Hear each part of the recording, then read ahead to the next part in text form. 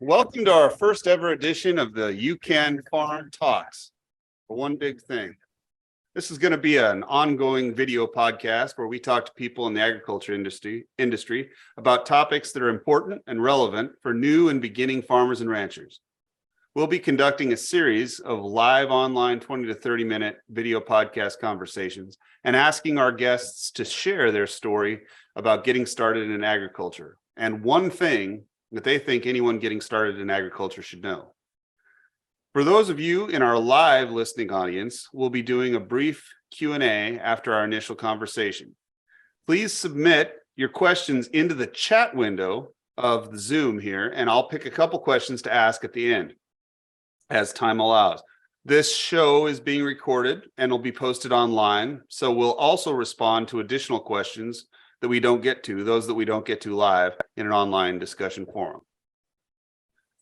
All right, well, today's guest is rancher and entrepreneur Brett Crosby. Brett runs a large commercial cattle operation outside of Cowley, Wyoming. He has an MBA from BYU. He's a certified rural appraiser, and he co-founded Custom Ag Solutions, which is an economic consulting firm specializing in the agriculture industry. He also spearheaded development of beefbasis.com, which is an industry leader in the cattle price forecasting and marketing tools.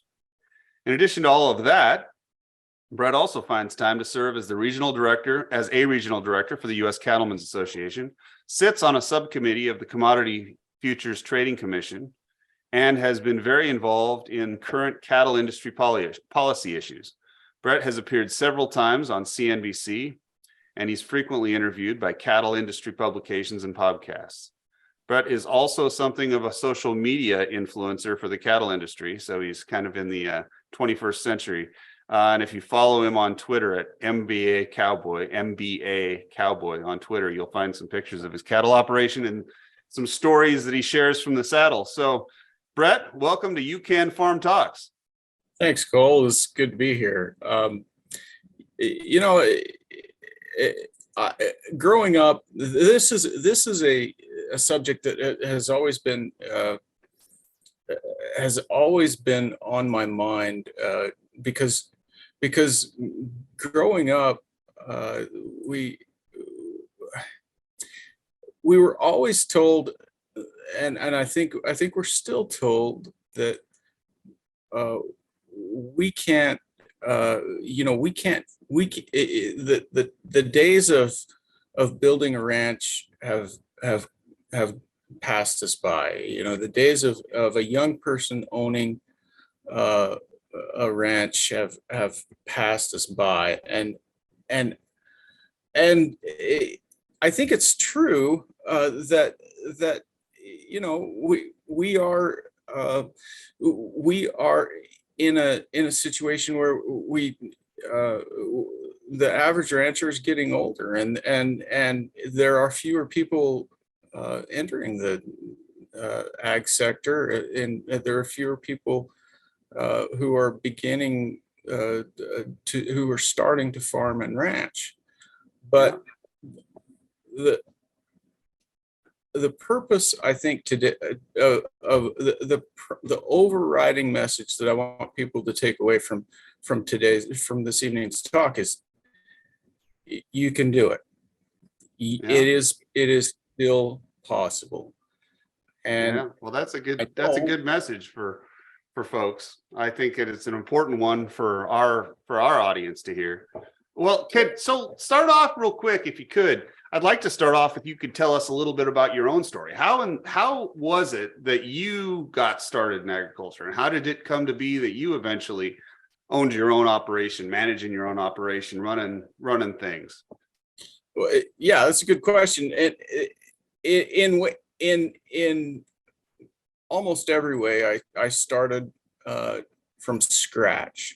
I grew up on a ranch. My family has been ranching here in the Bighorn Basin for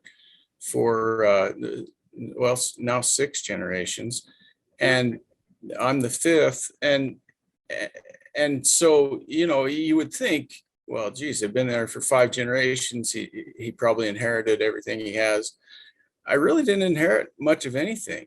The 2 things I did inherit, which were valuable, were experience from my father and Very- and my name. I because my father and grandfather were honorable honorable people. That I didn't have to overcome any obstacles that way. But after the farm crisis of the '80s, which I was in high school for, uh, there wasn't really a place for any of us. Uh, I'm one of four boys in my family to come back and be part of the ranch. So I went to school. I earned a bachelor's degree in animal science. Then I went on to earn an MBA, and then I met you, Cole, because I knew that if I was going to build a ranch, if I was ever going to run cows, I needed to have a good job, and so I began working with you in a consulting capacity. We've been working together ever since, and that was 25 years ago. Uh, and over the course of time, I started buying cows, leasing land. I was able to use my father's facilities, which I think is, that was a significant contribution. Um, and then gradually over time, I'd buy land from the people I was leasing from, and I got to I got to the point where I was running over 1,000 mother cows and another 500 yearlings in 2018. I've backed off a little bit because frankly I'm tired. It was a little bigger than I wanted to be, and so now I'm running around 800 head, and I would like to make that even a little bit smaller. I bought part of my father's ranch. I bought a farm, and I bought another ranch over on the other side of the Bighorn Mountains on the northern ends, the northwest of Sheridan, and I have a forest permit. Along the way, through our research efforts, I gained a lot of valuable knowledge that not only helped me on the ranch, but has had, I think, a positive impact on the industry overall. As I have tried to understand markets and risk management, et cetera, it's given me a good background. Yeah. Yeah. So it took you about 20 years really to, working hard in other capacities as well. It took you about 20 years to get sort of up to the level close to where you are now. Yeah, it took 23 years to be exact, 23. to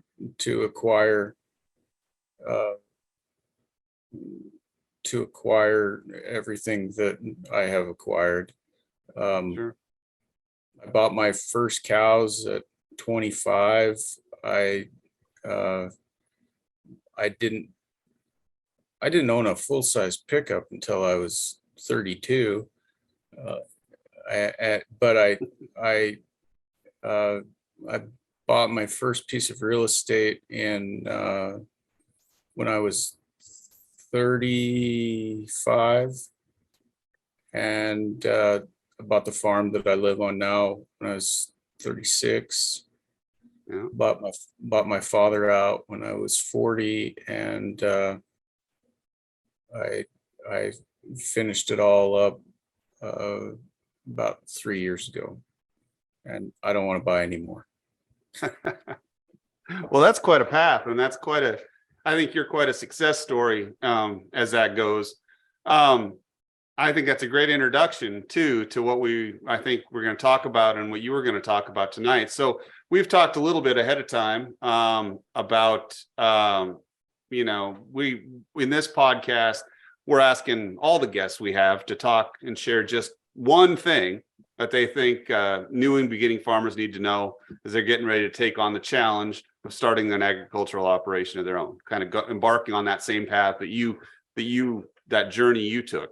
I know you have some thoughts and some advice we've talked about before based on your own experience and about how people who are starting in agriculture should think about how to invest their time and their cash, especially early on in that process. So Brett, I'm going to turn it over to you. And why don't you tell us, what is your one thing for our You Can Farm Talks audience today?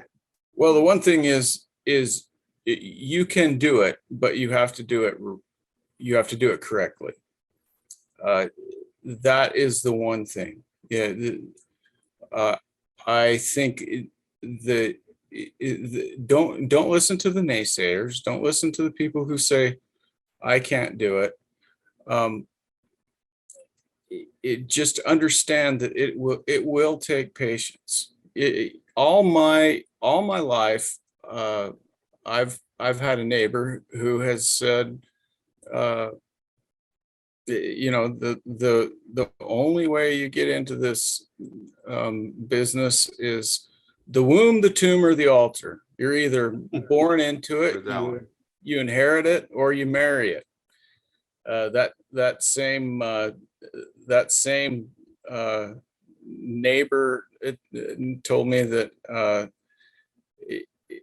he said, "Kid, you can marry more money in 5 minutes than you can earn in a lifetime." He said, "You marry for love the second time."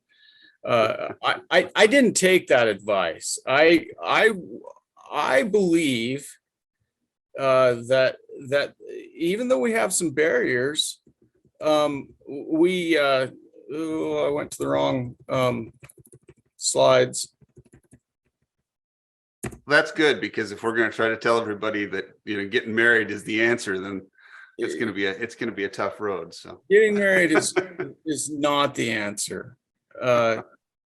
You can farm, you can have a farm or a ranch, but successful operations are built, not purchased. When you build your own place, and instead of having it given to you, or making a bunch of money and going out and just buying a big ranch because that's what you think you need to do, you're not as likely to be as successful as you are if you do these 5 things. Build your skills, make sure that you know what you're doing, have good credit, save as much as you can to reinvest back into the operation, build your collateral, so your cow herd, your equipment, etc., and then you can use that to leverage and borrow an appropriate amount to eventually buy real estate. But real estate is the last thing you buy. The first thing you need to do is cover the basics. You have to have knowledge of your subject matter. I always get a little frustrated with people who say, "Yeah, someday I'm going to retire from my job on Wall Street, and I'm going to come out and buy a ranch." Well, yeah, that's like me saying, "Well, someday I'm going to retire from my job as a rancher, and I'm going to become a doctor." There's a lot of knowledge and experience necessary to run a ranch. So you need to have a big picture. You need to You need to talk to other ranchers. You need to gain experience from other ranchers. You need to learn from people. And I don't think anything is more important than just being good. You know, you've got to be good at what you're doing. You have to be proficient at running a cattle operation. You have to know what you just have to know all of the practical and scientific and other things that go into ranching before you can even start before you can even start getting into thinking you're going to actually run a ranch. And so you build your skill set,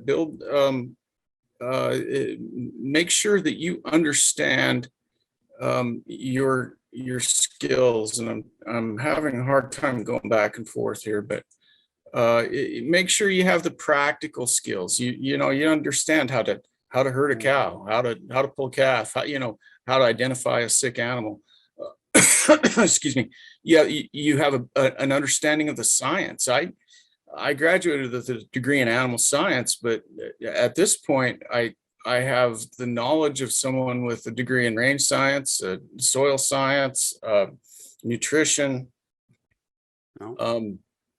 and finance. So always be learning, and then make sure that you have good credit. You know, you've got to, that's critical. So as you're going about your time, make sure you have good credit. But you can do this, and the way you do it is you start small. You know, you get a job, you buy a few cows, you make sure that those cows are paid for, and once you have enough cows and equipment, you buy your land, and that is the that is the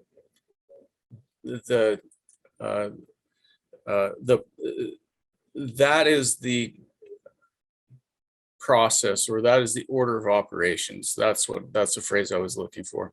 That's the order of operations in getting to where you want to be.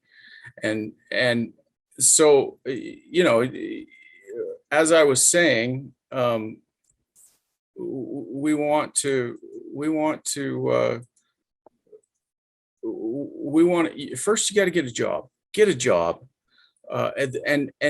and make sure it's a good job, because the job last off the ranch, you're saying. Yes. The last thing you want to do is buy cows and try to live on them while you're trying to pay them off. That rarely works. I can say it almost never works.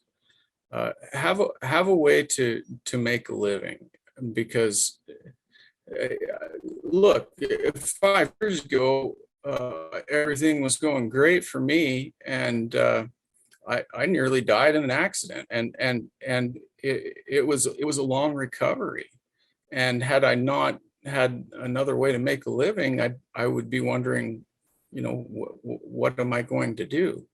So always have a job, but use that job to make your living, and hopefully contribute to the operation. Once you buy your cows and your equipment, then obviously you're not going to own land, so you're going to have to lease land. This is another critical point. Agriculture is about personal relationships, and people will give you opportunity if you show them you can be trusted. If if you show them that, if you show the people you rent land from that you are a good steward, that you're a good cattleman, you're someone that they can be proud, rents their ground, they're more likely to offer to sell it to you. And I can't emphasize that point enough, because it's those relationships that have given me the opportunities that I have had to buy land. And then you start small. You don't go out and try to buy 1,000 head ranch. You buy enough to run 20 or 30 cows, and then as you gradually work up your numbers and your savings, then you can buy more land. You can add to it over time. It took me 13 years from the time I bought my first piece of ground to my last piece of ground.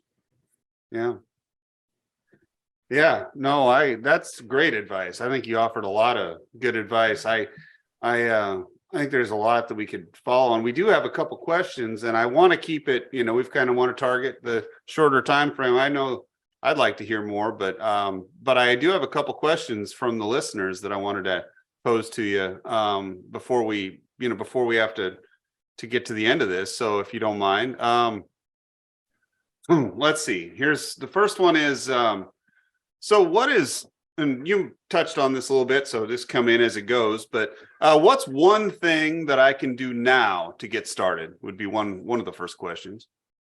If somebody has, what one thing they could do right now to get started?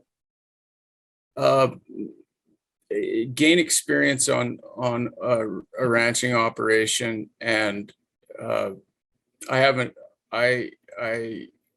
use the acronym THROW. Okay. Be trustworthy, be responsible, be honest, take ownership in the things that you do, and work hard. THROW. Wow. Trust, honesty, responsibility, ownership, work. And as you do that, you will learn from people, and as you learn from people, they will respect you. So you're not only building that relationship, but you are also learning from people with wisdom. Sounds like pretty good advice for life in general, not just how to get into agriculture, but I think there's a lot of application to that. So that's great. Let me ask another one so we can I want to get to a couple of these. We probably won't get to all of them. So this is a little bit related, but I think it kind of maybe dovetails a bit. And this person asked, do you have any specific suggestions for how I can gain the experience and knowledge that I'm going to need to start and run my operation? Yeah, if you're in high school, then you can approach a farmer or a rancher. I hire a lot of part-time kids. If you're in college, look for an internship. Mm-hmm. Which we'll plug right now that there is one available here, and if you go to You Can Farm, you're going to find the website. You're going to find information about it. But sorry, just a little plug here. Yeah, the most valuable experience of my career was the internship I did on a ranch in the Sandhills in Nebraska. We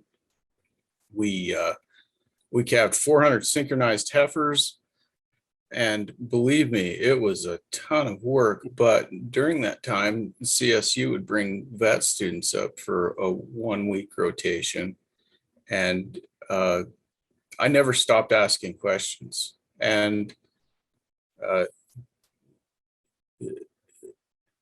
I just was a sponge in terms of trying to gain knowledge, and I still rely on the knowledge that I gained 30 years ago in some of my day-to-day decisions. Along with that, the worst thing you can do is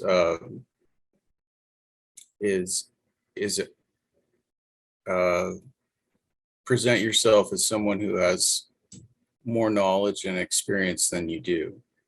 And even if someone gives you advice that you have already learned, never, never, never, never say, I know. Just thank them for their advice. Yep. That's also probably good life advice. So get around people who know what they're doing, who have the experience, and ask a lot of questions. Find access to those people who know what they're doing is what I'm hearing. And then in the end, be humble, and be willing to teachable. to listen. Yeah, be teachable. And understand that sometimes you're going to have to you're going to have to pay to gain experience. In other words, you're going to have to work for free sometimes. Yeah. And I get calls weekly from people who want to day ride for me. And I've been around a lot of those kids, and they're not to the point where they have enough knowledge for me to pay them to ride for me. So they are in the category of someone who should probably just work for free for a while. Yeah. Keep in mind that early in your career that sometimes what you're getting out of it and the experience has a lot of value, and that's part of your compensation. So now that's great. Yeah. Well, we've only got about another minute or two. And so I don't know if you can have time to touch much on this, but I will just throw out one more, which is, from that we have, and which is, says, if I don't buy, you mentioned not buying land till last. If I don't buy my land until later on, well, how can I run my operation? And you did touch on this, but, I figured I'd throw that out there. How do you run your operation in the meantime if you don't buy your land? Because we hear from all the time from folks saying, boy, I need to get land. I need to buy land. And that's the biggest question I have. So what would you say to them?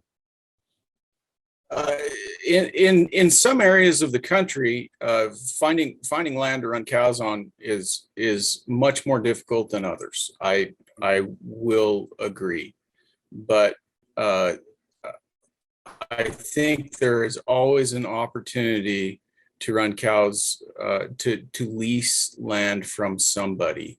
And I'll give you an example of an employee of mine who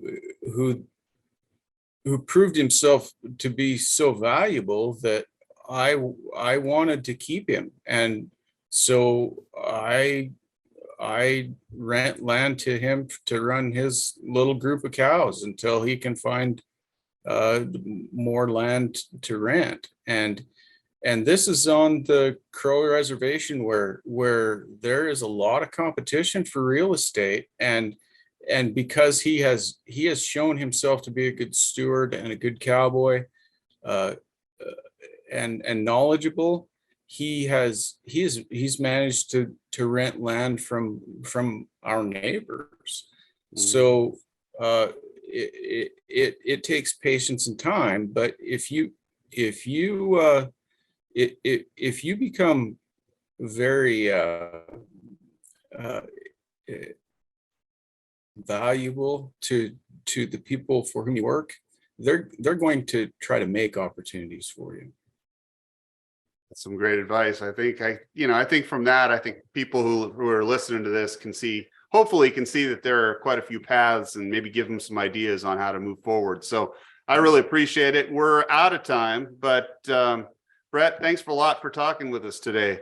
We appreciate you taking the time to share your insight, experience, all for the benefit of some new and beginning farmers. So thank you. Appreciate it. Thank you. It was, I enjoyed it. Well, thank you very much. All right. Well, so I'm going to sign off here. We especially appreciate everyone who took the time to join us live during the live discussion tonight and submit some questions. So thank you very much for those. A recording of this episode will be posted and archived on our website and distributed through various channels. If you have any more questions, please feel free to send them to us via email, contact form, or even better, by adding them to an online discussion forum that we're going to post on the web page where you would have found the link to this tonight. We'll try to respond to as many questions as we can and get Brett's opinion and thoughts, and to respond to as many of those questions as we can and share those answers online. Stay tuned for information about the next You Can Farm Talks conversation. We're going to be sharing details about who our next guest will be and when the episode will take place soon. Keep checking the website and the page, again, where you found this link. Funding for this program was provided by USDA NIFA BFRDP program, Beginning Farmer Rancher Development Program. We'd also like to thank Custom Ag Solutions, Right Risk, and especially our partners at University of Wyoming Extension. So I'll close off by saying thank you for listening to You Can Farm Talks, and have a great evening. Good night. See ya.